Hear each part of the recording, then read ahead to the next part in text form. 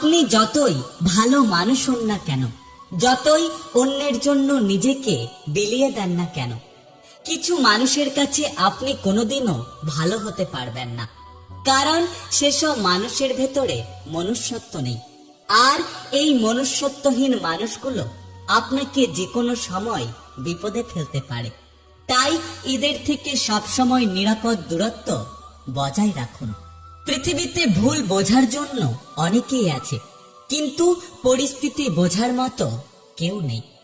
সময় আর টাকার মধ্যে সব থেকে বড় পার্থক্য হলো, আমরা সবাই জানি যে আমাদের কাছে কত টাকা আছে, কিন্তু আমরা কখনোই এটা জানি না যে আমাদের কাছে কত সময় আছে।